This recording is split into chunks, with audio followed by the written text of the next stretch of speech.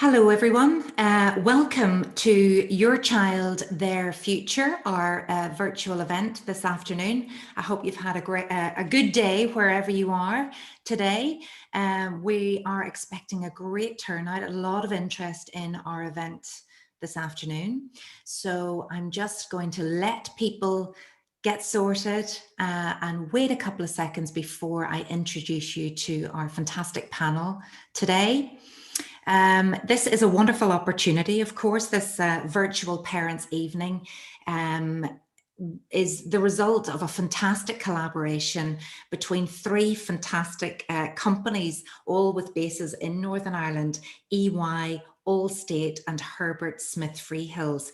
And we have had virtual parents' evenings before, where we have had speakers from each of those organisations talking about the world of work for the future, all parents themselves, all with the same concerns that you probably have yourself right now. What will the world of work look like in the future? What skills will my kids need to cope in the world of work in the future? We think we tried to answer as many of those questions as possible, but we also threw out some polls to you and asked you to tell us, what is it that you would like to know? There's so much uncertainty around at the minute, as you know, many of you at home right now trying to do homeschooling, working from home, a lot of challenges for mental health and well-being as well, hard to motivate the young people. I myself am a mother of two children, well, big children now. I have a 24-year-old who just got a first job in London, thank goodness for that, so hopefully he's off the books. But the 17-year-old is in her final year at school, so I'm particularly interested in the subject of today, which is apprenticeships. So is university the only option right now? I mean, what does going to university even look like right now? You know, should she, if she does apply to university, defer? All of these questions.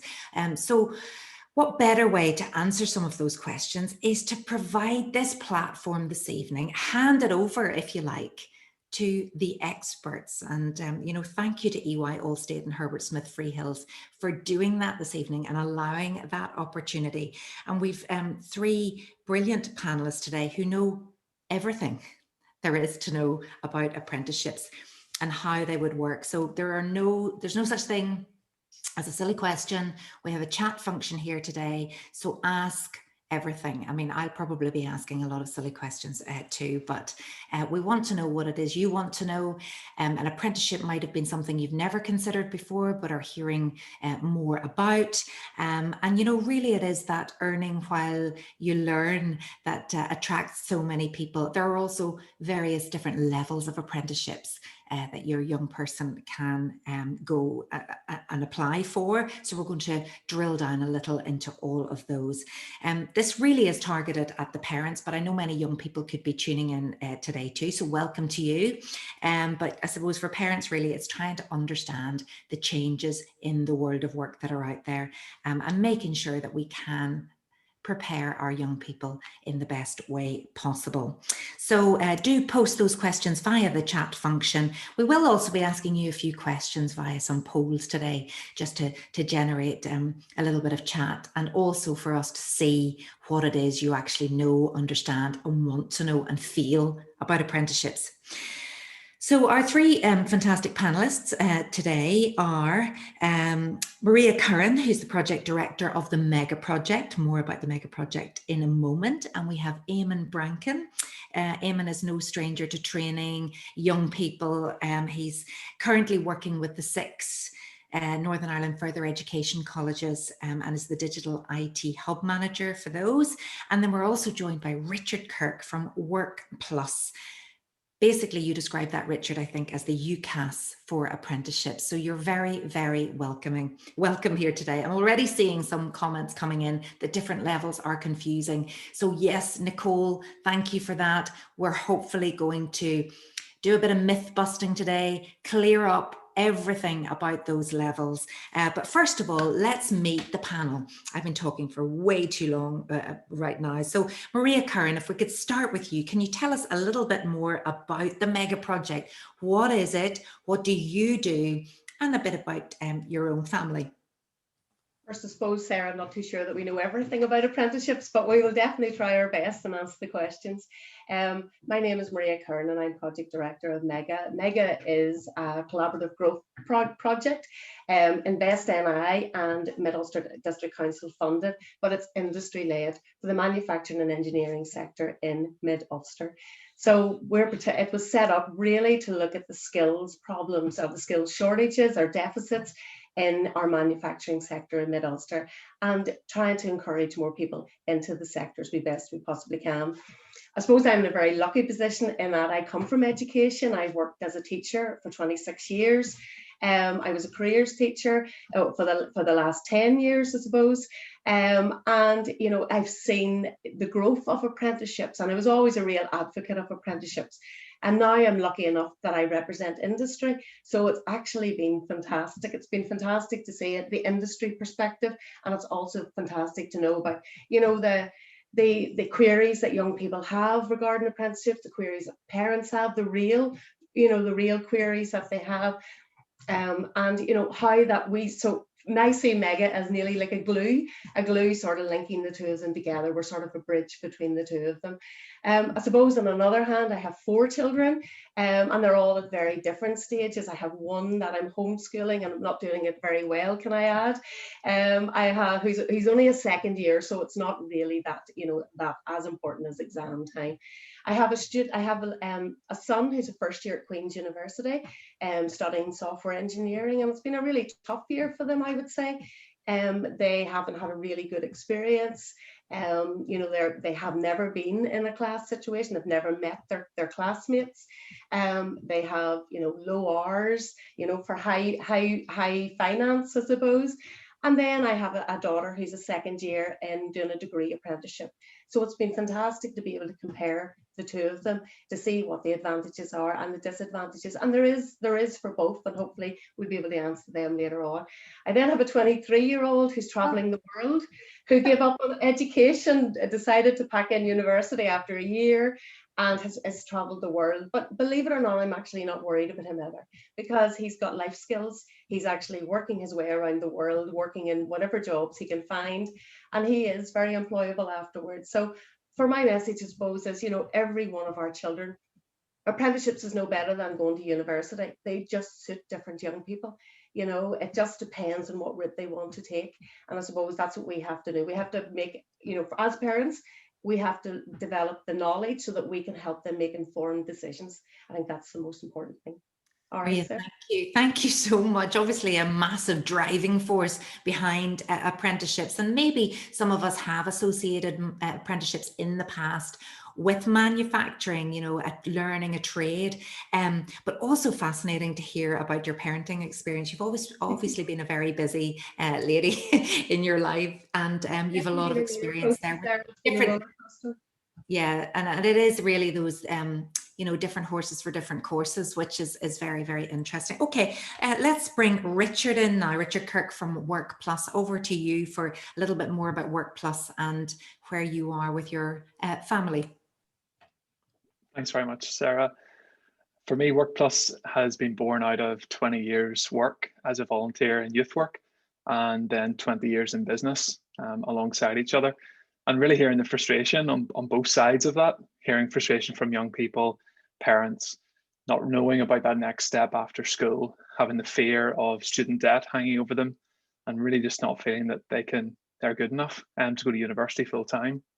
And then on the other side, businesses have really struggled to find good people. And the reality is that they're just less and less young people at the minute, just down to pure demographics. So we'll not have the same number of 18-year-olds we have this year until 2027. So we're in their big dip at the minute.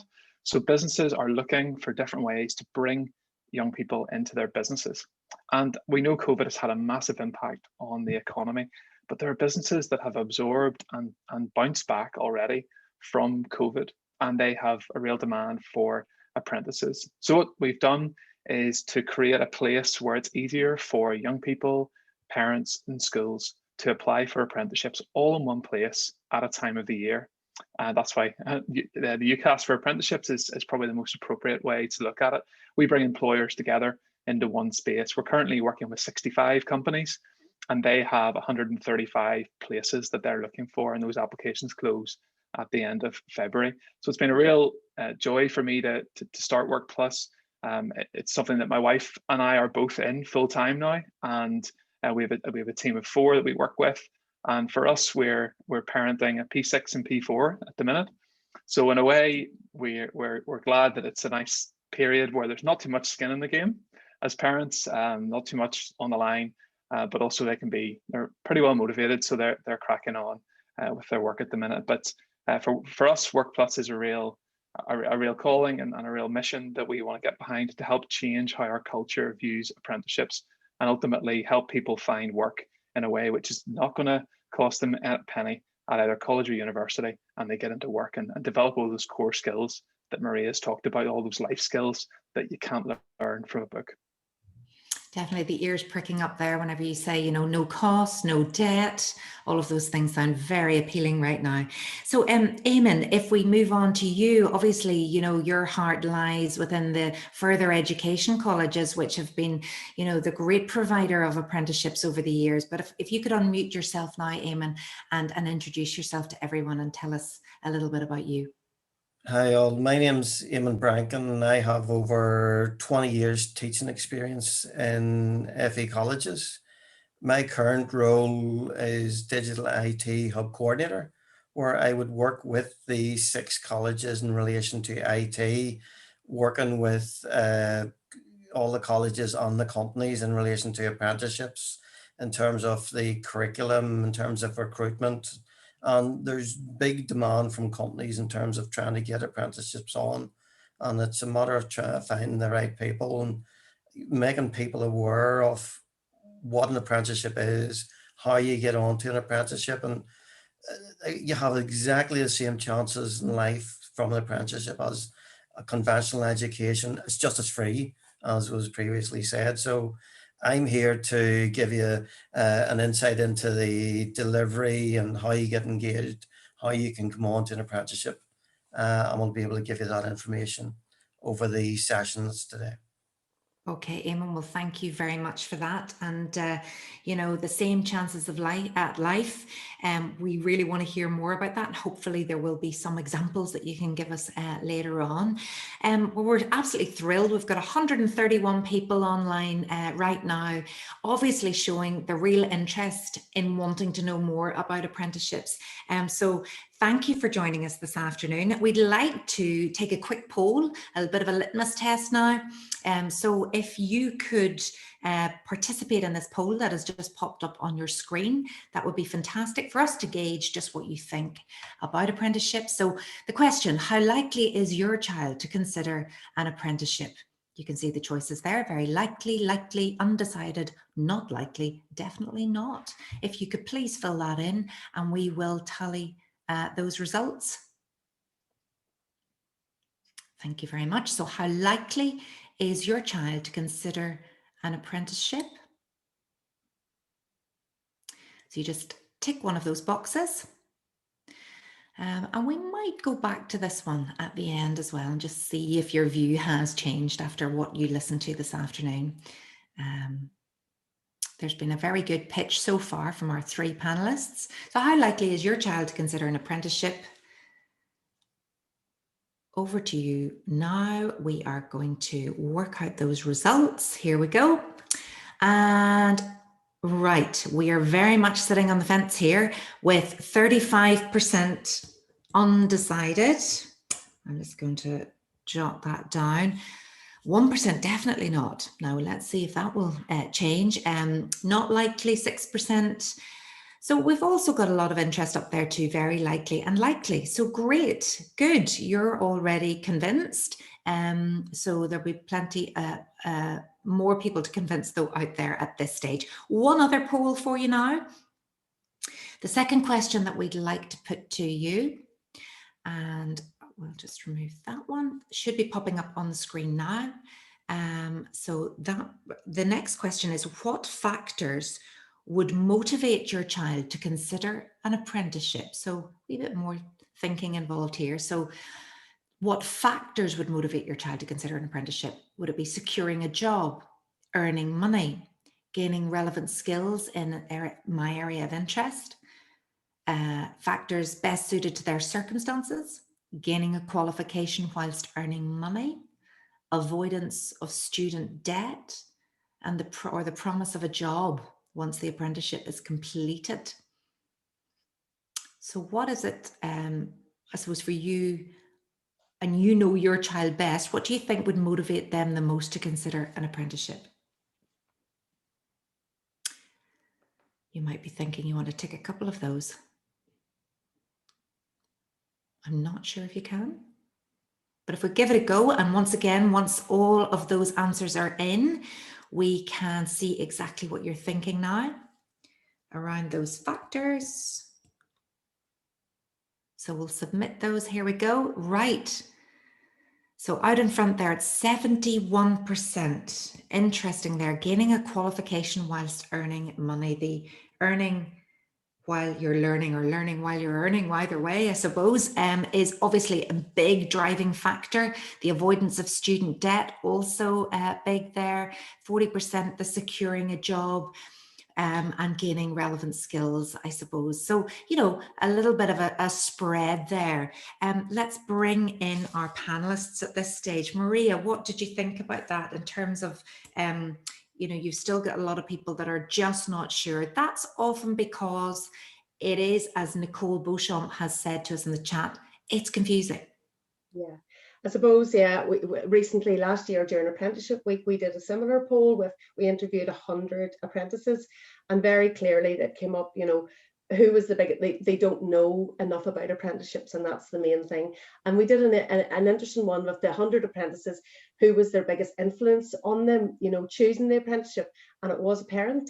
So this is a fantastic platform today to be able to, you know, for parents to be able to gain that understanding and be able to give that back to the young people, that knowledge. Again, we asked that similar question as well about what influenced them to choose an apprenticeship. And it was 70% of our poll out of the 100 said gaining a qualification whilst earning money. So that is really important to them. Yes, earning money is important, but they also want to gain qualification, but they also want to gain industry skills. That's important to them. They know that they'll develop industry skills while they're in the job and on the job working. Another thing, I suppose, when I go back to the students in the classrooms and the questions they would have asked, you know, it's, you know, some of them are just don't want to sit in school anymore. They want to leave the education system. They want to go out to work. And that's really important to them. So it's about the industries being able to provide the opportunities for them then. But parents not knowing, young people not knowing, it is a real concern. I do think that, you know, with social media and with platforms and the work with Richard's doing with Work Plus, there is huge talk about it now, and the perception of apprenticeships is definitely changing. For a lot of young people, you know, it's the familiarity of school. You know, they want to go back to school because their friends are there. You know, the school's encouraging them to go back. You know, a lot of the time schools don't tell young people about apprenticeships as well. So how are they going to know about them? And that's really unfair. You know, I think all parents and all young people should be told at post 16, you know, before they have to go in to do their post 18, is tell them and let them make informed choices. You know, it's really important, Sarah. Okay, well, let's bring Eamon in on that point that you just made about the school. So there are two barriers to adoption here. We had thought maybe parents not wanting to take that risk, but also are the schools promoting the apprenticeships, Eamon? I think, you know, it's looking at what people's perception is. And I find one of the big things is that a lot of people think they need to find their own apprenticeship. And for a lot of times there is organizations out there to help. And somebody's going thinking, I would like an apprenticeship, but I don't know someone in the industry. How do I get involved? Because they think that this all has to be pre-arranged and sorted out and you have to agree. Where there is organizations there is the colleges there that help you and help the facilitation process of linking the students up with companies. So that doesn't also have to be the case.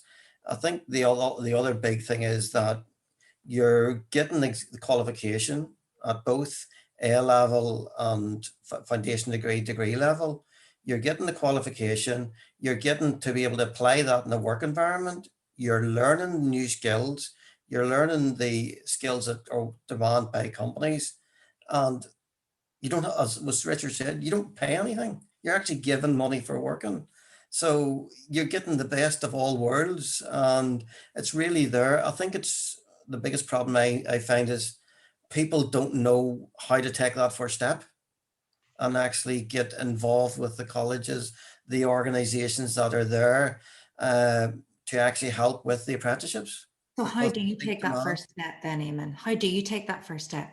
well, the first thing I would do is all 6 colleges, I know Richard as well as some of the other providers do provide it. So there is a contact there, and you find out at certain dates it is advertised, and then you apply and you go through. And again, this is available. You don't need a degree for jobs. You can get onto a job with A levels, and you can get into a level or level 3 apprenticeship, or foundation degree, or degree apprenticeship. So there is a wide variety of different levels.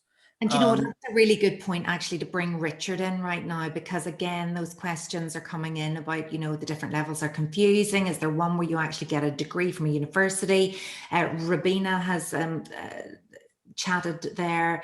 For a very academic child, they're concerned that apprenticeships may be looked down upon in comparison to a degree qualification. So there is still a little bit of a stigma going on there with an apprenticeship. Is it, you know, if my very bright child, it would take a lot to convince somebody to not go down the traditional route, so to speak. Richard, if I could bring you in at that point, just to kind of feedback on the 35% of people that have tuned in today are undecided.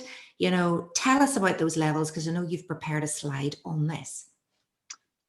Yes, Sarah, I'm really keen to pick up on that, because it'd be good for us to really have that cleared up whenever we advise our young people, or even ourselves, you know, going back to school levels. It's O levels, GCSEs, A levels, BTECs, HNCs.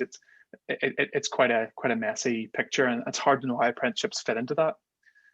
Before I talked about the chart, if we think about the way most of us got into our jobs, so we left school at some point, whether 16, 17, 18. We then went into some form of further or higher education, but we did that after school. And then after that, we got a job. It's not a case of doing an apprenticeship or doing a degree, going to university. What we're doing with an apprenticeship is bringing that job back a bit further into the system. So when you leave school, you're doing things in parallel. You're doing the education, whether that's college or university, and there are 208 different types of apprenticeships across Northern Ireland.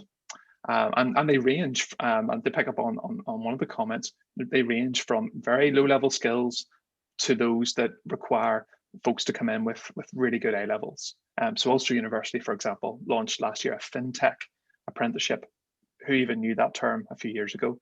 Financial technology. So it's a massive growing sector, and they have a FinTech apprenticeship, and it's one that Allstate offer. So great opportunity for someone who has got great grades. And we've a blog we just posted last week from Paul Gotcher. He's a guy from Ballymena, left Ballymena Academy with really good A levels, and is now working as a civil engineer apprentice with a company called Tetra Tech. And maybe Rabina, you can go and look at that and with your son or daughter, and have a look into that and see Paul's example there. But on the levels, we talk in terms of the numbers. So apprenticeships can start as low as level 2, and you can see there, if someone leaves school with low GCSEs, D to G grade GCSEs, they can go into a level 2 or a level 3 or a level 2 apprenticeship, and then progress on to a level 3 afterwards. Then if someone finishes that level 3 apprenticeship, or indeed finishes A levels, they can then progress on into that higher level apprenticeship arena. And you can see there are a couple of different options. But basically what we're saying is, this isn't a glass ceiling. There is a pathway for someone who even leaves school with very poor grades, as we would say, into an apprenticeship, but to go right the whole way up to a master's degree, if they have the ability and if they have the desire to do that. Some people may stay on and do A levels and go directly in after that. And what we're finding more and more this year, especially with COVID, I know this maybe doesn't apply to this session tonight, but we're finding people are retraining from jobs that are maybe still on furlough, or people have lost their jobs, into new growing sectors as apprentices. Well, I think that was extremely helpful. I don't know whether Maria, you want to come in on that point. It was really good to know. Greg Lundy there asks, apart from the traditional trades and IT, what other industries are offering apprenticeships? That I was quite staggered there to see there were 208 different types of apprenticeships available. Yeah, I suppose, you know, they're in all different avenues. It depends on what level of qualification that you want to go into. I suppose I used to always say to the young people, because they had this perception that A levels were better than the young people that left school to go to the local colleges to do a level 3 qualification. So when you pull up that qualification framework, it makes it very simple for them to understand that actually, you know, A levels are on the same par as a level 3 BTEC or a level 3 apprenticeship. And then I always say that it doesn't matter where you are in that, as long as you've got a level 3 qualification, you can climb that ladder and cross over. You know, A levels can go on to do a level 4, 5, 6 apprenticeship, same way as if you went to do a BTEC, you know, or apprenticeship, you can cross over and go straight into university or straight into a level 5. So it's about understanding that you know, there's no linear path. You know, you can go on whatever route you want. And I think that's really important for the young people to understand that no matter what level they're on, they can progress. If they start on a level 2, I know some people who started off at level 2 apprenticeships are at senior management level now. You know, maybe some of them run their own companies. And you but does that require the buy-in from your matched employer? I mean, they need to support that continued learning. Yeah, well, I suppose, you know, whenever you're in the workplace, I often, when I started in Mega, and I said to the guys, when I remember going to an OECD conference last year and saying to them, you know, these are MDs of companies, you know, what do you want? What skills do you want these young people to have? And they goes, look, we can actually develop skills when they're in the workplace. We need them to have work ethic, who want to learn, they want to learn, they have that thirst for learning. You know, that's the most important thing for these young people when they're in it. And we talked about transferable skills. You know, if they go into one sector, you know, and they have that first, they want to learn, that craving, they will be able to diversify into another sector. You know, they'll develop skills along the way. And you mentioned there, Sarah, about the different sectors. Yes, there is the trades as such, as we call them. But we have, even within our manufacturing engineering companies, we have apprentices that are doing business management, you know, the work they're doing finance, they're doing, you know, accountancy, you know, so it comes at all different levels. I had a young girl a couple of years ago went to do a food technology, a level 5 apprenticeship with Fane Valley. So it was a food apprenticeship as well. So they are there, you just have to look about them, but they are industry led. So you can't do an apprenticeship without a job. That's the most important thing. You have to have a company that will employ you first of all. So I think that's what parents need to understand. That is a really good point, and I don't think I'd taken that on board fully. Eamon, I'll just bring you in at this point. Another question there from Nicole: are you locked into a specific company once you start an apprenticeship with them?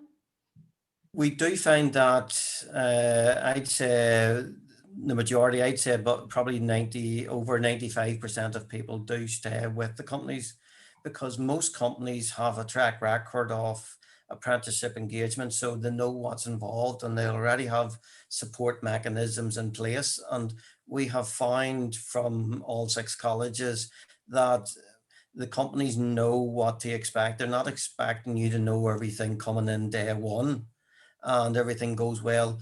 There has been situations where it hasn't quite worked out for the student with the particular company.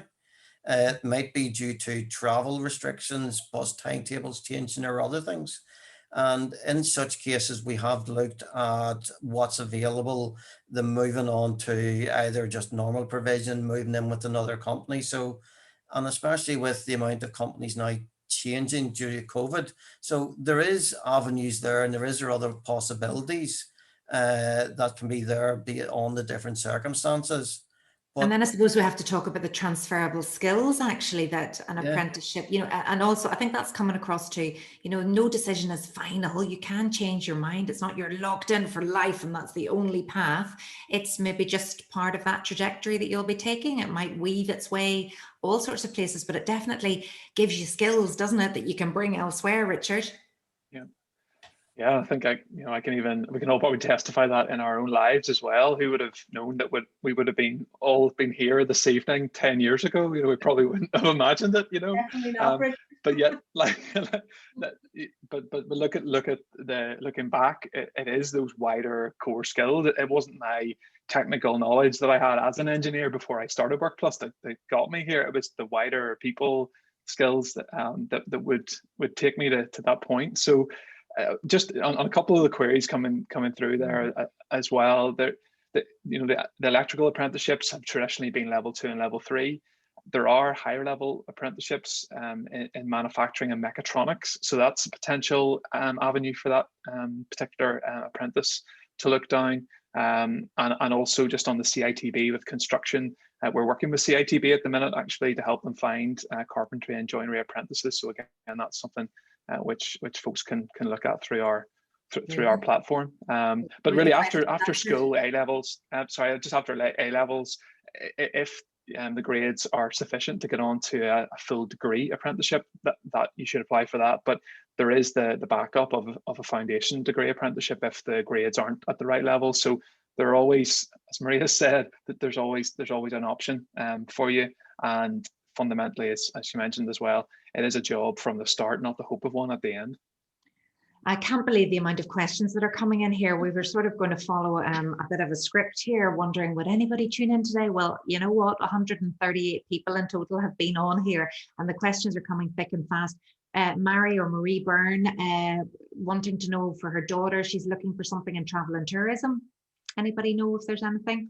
yeah, travel and tourism is offered, and I know it's organizations and colleges. So there's still big demand. I've worked with IT and other sectors, and I know for manufacturing and engineering, there is still a big uptake in apprenticeships for this year coming. And a lot of the companies are starting to plan now. So there is opportunities in a wide variety of areas, including travel and tourism. And again, don't worry about COVID. There is still big demand in the key areas. And I think Richard would know as well, Maria, that the companies are still continuing to come to us and say, we need apprenticeships. Really? So that is something that's come in there. Lisa Keys, have you a sense of what the market availability for apprenticeships will be like this year, given the challenges for employers and apprenticeships due to COVID? How do you even look after an apprentice as an employer at the minute? How, if you can't bring them physically into a building, how do you even onboard, as they say, bring in somebody new, a new start? Is it something that you're having to do a bit of work on with the employers? Anybody want to pick up on that one? Yeah, it's something that the last year has been very difficult for employers to bring any new staff on board and giving them a sense of the culture of the business. This time last year, once our application closed, our clients moved to online interviews, which was a first for many of them to do that. So they're all learning. But the appetite for this year is that the 65 firms we're working with have a total demand for 135 apprentices, and they're in 40 different areas. So there's a real variety there. But some companies are still very hesitant. COVID just hasn't gone away just yet, and they need the confidence to be able to do that. But it's, but there are opportunities there. I see the comment there from Carol around marketing apprenticeships. Yes, there are marketing apprenticeships at level 3 and also at level 5 as well. So there are opportunities there. So there are opportunities in nearly every industry. Sorry, Maria.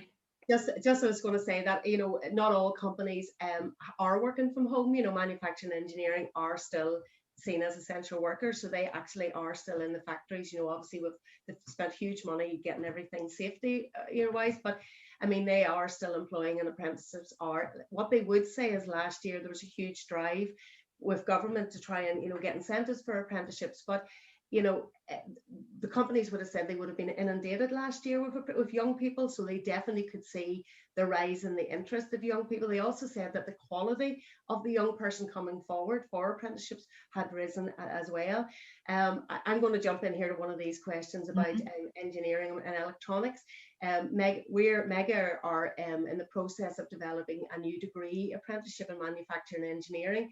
And that's come about for two reasons. Whenever Mega's only been going about a year and a half, but whenever we come on board, coming from the career as a careers teacher, I could see degree apprenticeships in the financial services, within IT, within different civil engineering, but there was none in advanced manufacturing and engineering. And so our young people, companies were giving off that young people weren't coming in at 16. So I says, we need to create more opportunities for these younger people at 18, and get these high level kids who are possibly wanting to go do an apprenticeship, but having to go to university to do mechanical engineering, electronic engineering. This is a pathway for them. So we're hoping that that's going to be up and running for September 21. There's going to be 15 places on that. It's going to be a fantastic opportunity. It's going to be leading on, the digitalization, the factories of the future. That's the sort of leaders these companies are needing. It's going to be looking at automation, robotics, and digitalization. So young people who get into this course are going to be the leaders in the future in these companies, because these companies do not have the expertise for this transition period. So in 4 or 5 years time, we're hoping that these young people will be the leaders within their companies. So this is going to be, we have to get this obviously approved by the department this year. These are going to be live in June, at the end of June, but young people, have a look out for them. There's going to be a waiting list to come on to it.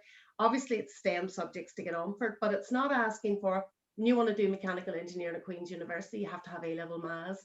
So we're not knocking these kids out who don't have that.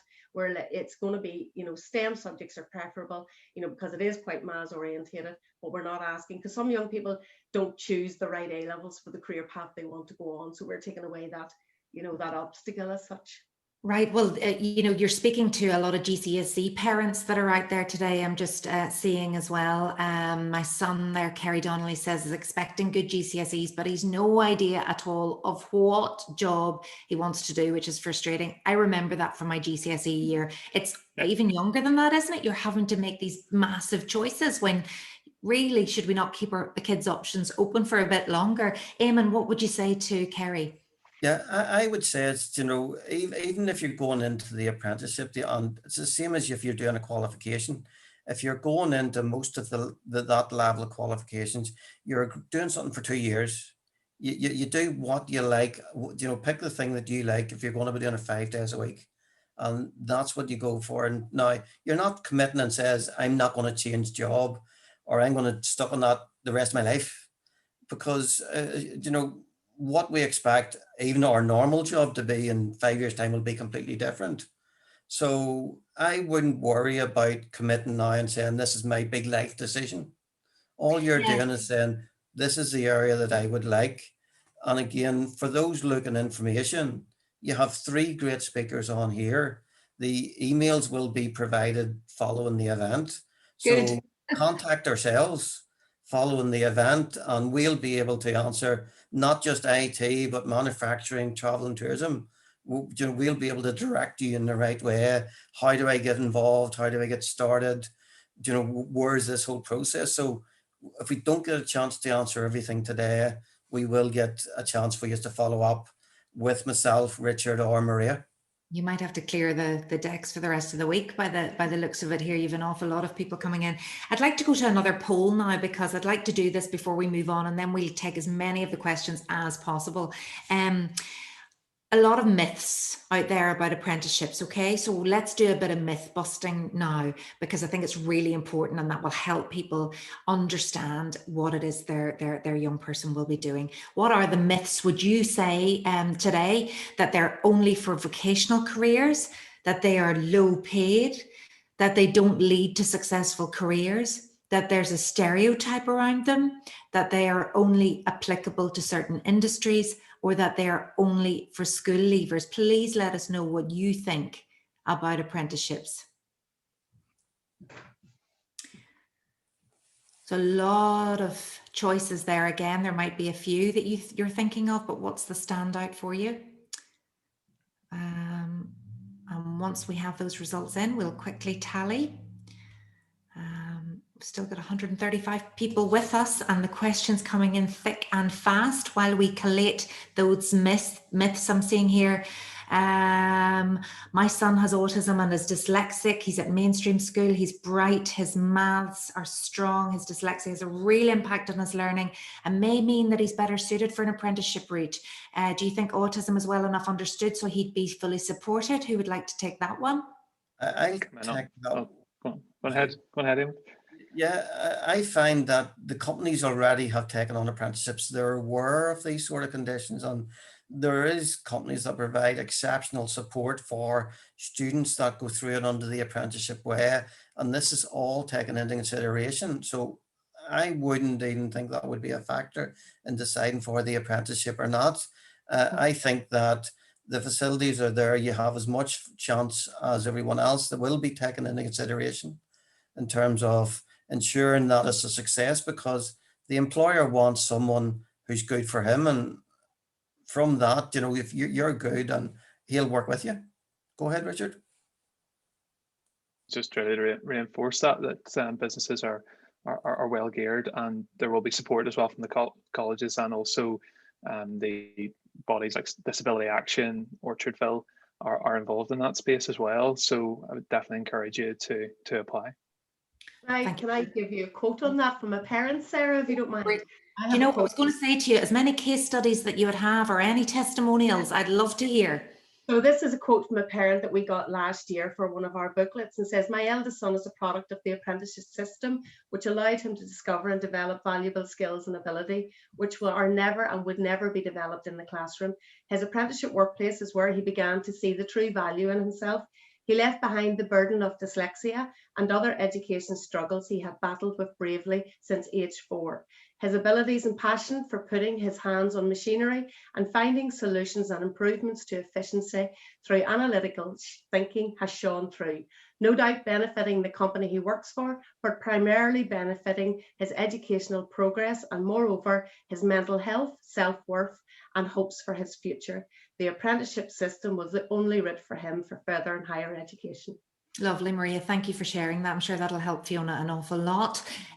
So we've got our poll results in around the myths of apprenticeships, and we can see there the out and out winner at 63% is that the apprenticeships are only applicable to certain industries. Well, I think we've debunked that already, given that what we've been hearing. There seem to be apprenticeships everywhere. It's just about getting that crucial match. So Richard, what would you say to anybody listening to this that has we're seeing people talking about architecture, for example. We've had engineering apprenticeships suggested, which probably would be Maria's area, but my son wants to be an electrician from Ethan there. We're struggling to get an employer to take him on as an apprentice. We live in County Armagh. What advice would you give us? So, there's lots of myths out there, but how do we help people in the industry that they want to go into? I suppose for me, it'd be knocking on as many doors as you can of the industry. I know in Mid-Ulster, what we have done for the engineering sectors, we've created an apprenticeship model booklet. So in that booklet is all of the mega companies who offer apprenticeships at every level. So, as a young person or a parent, you could pick up the book and it'll show you how many level 2s and what companies and their telephone numbers and who to contact. So that's what we have in Mid-Ulster. Unfortunately, Armagh is not in Mid-Ulster. So, but that's what I would do. I would try, as a parent, sometimes they need that helping hand to maybe help them pick up the phone or go along to as many electrical companies as you can, and that's my probably advice. Or your local colleges also have a list of companies as well. That would be a good protocol as well. Yes, because that's a lot of people don't know, well, do I go to the college or do I go to one of you two? So Richard, would you like to come in on that one? Yeah, it is really hard to know as a parent where to go, and really that's why Work Plus exists. We listened to parents over the last 5 years and tried to make something which makes it easier for them to engage with the apprenticeship system. We ran an event last year called Meet the Parents, and it was really good because it had parents of apprentices on a panel, and we had parents in the audience, and one of the things that came across that night was just how there was a real need for this central location. And at this point, we're only working with 65 companies, so we don't have all the opportunities just yet, but that's certainly our vision, is to have a place where you can find those opportunities. But the colleges in the meantime are probably the best place to go. What we've done is, on our platform, we've made an apprenticeship explorer tool, so that all 208 that we've referred to are all listed there. Tells you which level they are, which college or university offer those. And if we don't have an employer in that, you can register your interest, and then we'll let you know once an employer that we have as part of our client base will have that opportunity for you. So that's probably a good step for folks to take. Yeah, just going back to that, meet all of these platforms and all of your emails, because you know, some might be better suited to Maria, others to Richard, and obviously Eamon. How much time do the apprentices spend studying? Generally, depends on the course. Most of them have a 1 day in college, the other 4 days with their employer. Some of them do build in a sort of boot camp or short period at the start to give you that initial knowledge. The big thing is that you don't have to know it all on starting the course, so there is that initial level. But generally, you're doing 1 day in college or with your training provider, the other 4 in the company, and you are using the knowledge that you've gained in that 1 day and applying it the other 4 days. So it's not a matter of the 2 of them sitting in isolation. You're actually going and doing the stuff in the 1 day and then applying them. So we have actually worked with the companies in developing the way we do the delivery, so it forms a cohesive unit. It's, even though it is just 1 day, there's some of the academic staff go out to the company and work with you, and they actually also help in your professional development. They'll say, you know, for your next review, I would like to see you working as a team lead. Wow. So they are specialists, know the area, and as well as helping you through their academic, will also say, well, why not do this? You should be, the next time I call, why not see if you can do a presentation to a customer? And so there is these other skills, and that's the big thing. There's so much benefit from taking an apprenticeship, and I would say to everybody, this is your first step. I know it's vulgar to talk about money, but we have been talking about earning. How much do you earn as an apprentice while you're learning? Well, the companies that we're working with have all committed to never paying the apprentice minimum wage. So the starting salary for someone on a level 3 apprenticeship can be up to 15,000. On a level 5 apprenticeship, it's up to 18,000. And if it's a degree level apprenticeship, it's up to 19,000. That's the starting salary. Talking to one of the companies we work with recently, they just had to restructure their whole pay system within their company. This is a company that has thousands of people in Northern Ireland. They had to restructure their pay grades because what they found was their apprentices were getting to a point where they weren't able to go any further in terms of their pay, but they were so much more useful than graduates. So they had to rejig everything. We have apprentices that have been in place for 3 years and they're earning mid-30s. So that's the demand that there is. The employers see the benefit of these apprentices, and I'm sure Maria will testify to that as well. I because we were developing the degree apprenticeship, you know, I did a bit of research on the different companies and, you know, what they were paying for degree apprenticeships, because we wanted to inform our companies, you know, what the level was, you know, for their first year of it. So I was very lucky in that I have a son who's first year at university and somebody who's an apprentice, you know, so I was able to compare. But so when I did the research, so if you have a young person after their A-levels are going to study in Northern Ireland, depending on the household income, their debt leaving university will range from 29,000 to 37. If they go to study in the UK, it will range from 48,000 to 56,000 pounds that they will leave in debt. If your young person does a degree apprenticeship, they will leave with no debt. So that's a huge, you know, burden on young people. It's a massive burden to think of the length of time that it would take you to clear that, you know, and many of us as parents might have gone to university and might have had a little bit of debt, but that is absolutely staggering. And if you've 2 or 3 children, awful to think of that burden before you've even started out. But then I suppose the other thing is we have taken that a wee bit of a step further, you know, and we know that skills is important for the Northern Ireland economy, especially coming for recovery, you know, post-COVID. But, you know, we see apprenticeships as the engine for economic growth. You know, they're going back into the companies, they're earning money, so they're spending in our local communities, they're bringing money back into the economy. Our students are in debt. You know, so for me, it's a driving force behind the Northern Ireland economy, and companies more companies need to invest in them, and government needs to invest in them as well. And as parents, you know, that's what we hope is that our young people have a better future in our local community in Northern Ireland. I think the figures have resonated with somebody there. Could you please repeat those slowly, Maria, what those debt figures were? It's if they study in Northern Ireland, that's going to be it's 29,932. That's the lowest. That's if your household income is below 19,000. If your household income is over 41,000, your young person will come out of it with 37,570. If they study in the UK, which is England, Scotland, and Wales, they will come out with the debt of 48,812. Or if you're a parent, if the income is in a higher bracket, they come out with 56,360. Now that's taken into consideration their student fees, the loans that they have taken out, and then some people get a grant. So that's actually taken into consideration all of them factors. I actually have a table. If anybody would like to see it, they can send me an email, and I can send it on to them, But obviously we do have to, be balanced and fair, and some of the universities might think that's unfair. Just at the minute though, with COVID and many students not even being able to, because then you've got your accommodation fees and everything, they're not even there at the minute.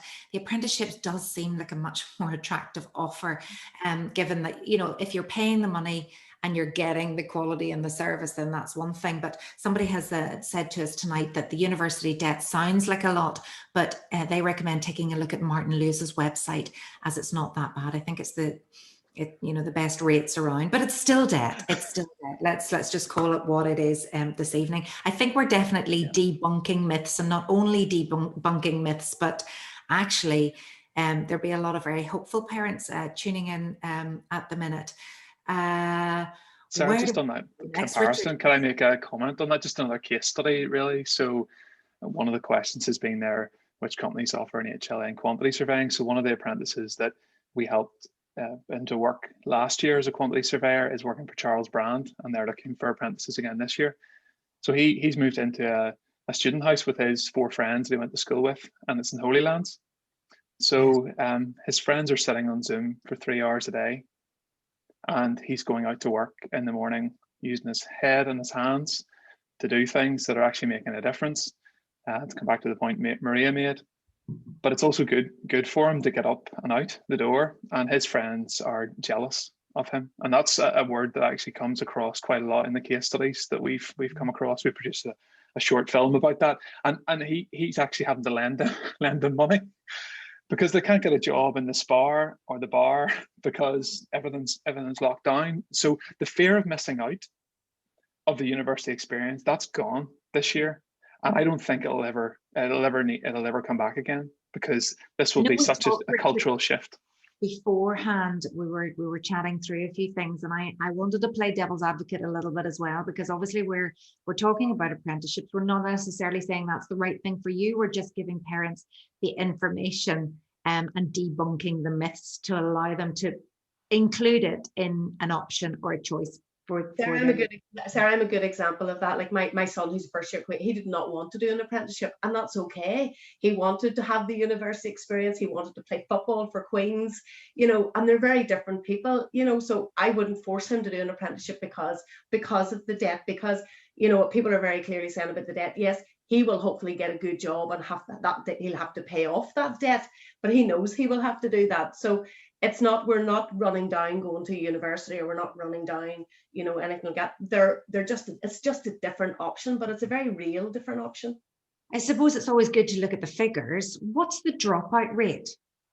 How many people decide I'm going to take the apprenticeship route and drop out, Richard? It's really low, surprisingly low. The companies that we work with, it's usually the HR team within those businesses they're used to 15% of their workforce leaving every year. And with the apprentice approach, only 5% drop out. So apprentices are 3 times more likely to stick to the business. So that's a remarkable figure for the HR teams. They don't have to worry about keeping people, because the apprentices that they find are just so bought into the idea. They're so focused around mentoring, which is a point that's been made earlier, because in order to have a successful apprenticeship, you're obviously going to need to be well looked after by your company, but you are. That's what the companies we're working with are doing. So it's a really low dropout rate, which is great. One of the things that parents say to us, and we had this at our event again last year, which we're repeating next week, meet the parents. The dad just said, my son's just so much more contented now he's an apprentice. So we can talk a lot about the figures, and of course there'll be 2 sides to that. But to hear parents say, my son's just contented, you could just sense in the room when he said that, the relief on the other parents. Thought, that's exactly what we want. It's actually not about the money. It's not about the job description. It's not about where they're working. We want our son or our daughter to be content in what they're doing. So that was really remarkable to hear that come through. To be content, to be happy, that's all we want for them, really. Yeah, exactly. Eamon, if I could, because we're going to be wrapping up shortly, there's lots of questions still coming in, but you've been in this area for a long time. You must have some success stories out there. Is there anybody that kind of stands out? I didn't prep you for this, but is there any kind of story of anybody that's achieved great things after coming through the apprenticeship program? I'm sure there are lots, but who would be the one for you? Thinking we've had an awful lot through. What I like to see more in terms of the examples is we've had several that have come in at level 3, students that have come in at at A level and come into jobs, have went into companies. Fujitsu is one of the examples that we have worked with that have done that. They've went in through, completed both their higher level apprenticeship, done the degree, ended up in management jobs, just because you start somewhere at a low level, there's plenty of opportunities available, move into management, move into different areas. And I think that's the great thing about apprenticeships. You're not restricting yourself to one area. There's plenty of movement, and the companies are there to support you, and they can actually see different skills that you have that you haven't thought of, and say, have you ever thought of doing this here skill? And you find that you're thinking, I didn't realize I was that good. I know. And then all of a sudden, like social skills, and I've seen people who are brilliant in the company have come back to say, I can't believe that person you got for us.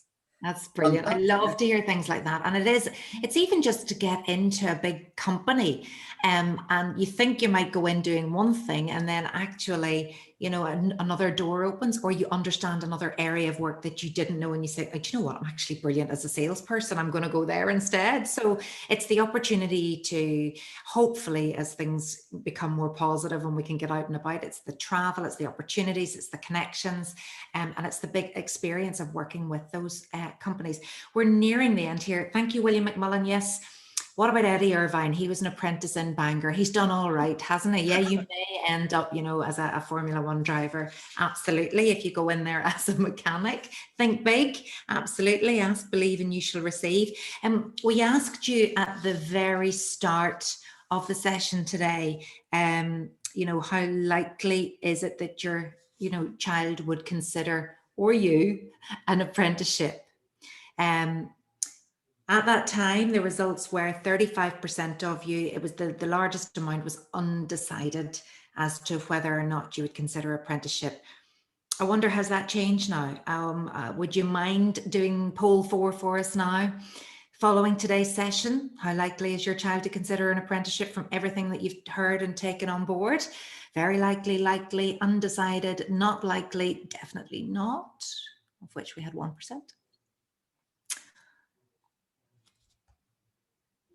So if you would answer that poll, I would also like to take the opportunity to thank our 3 fabulous panelists today. So many questions coming in, but you've very kindly said that people can follow up with you afterwards. So we will be sending on information afterwards with emails and contact details and platforms, signposting you to where you can actually ask very specific questions. So the results here: Well, look at that. You're how likely is your child to consider an apprenticeship? Very likely, and likely is fantastic. That you've done a good job, panelists, today in convincing people to consider an apprenticeship. It's another option for your child, another option perhaps you had never considered, maybe you didn't understand fully. And really, the pitch and the stories and the testimonials have been incredible. So please don't rule it out. Keep it in there. And, you know, definitely when we were talking the figures and the money, it makes very good financial sense. But as Maria very kindly also pointed out, it has to be the right option for your child.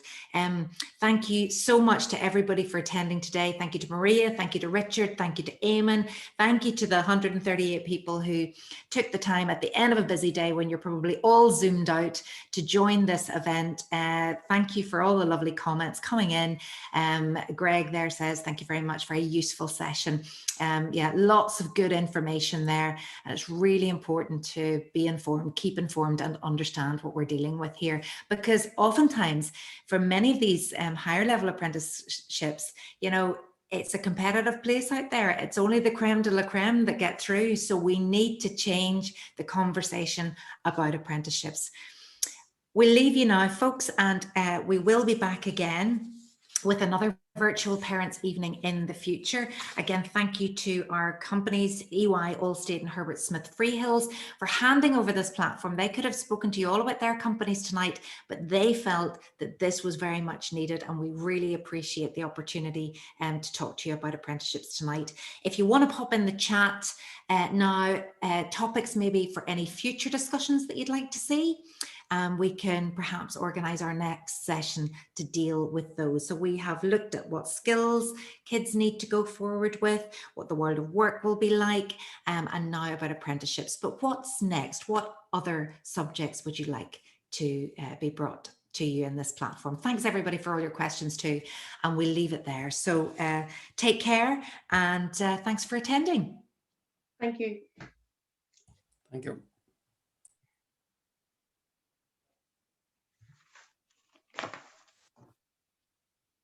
Thank you.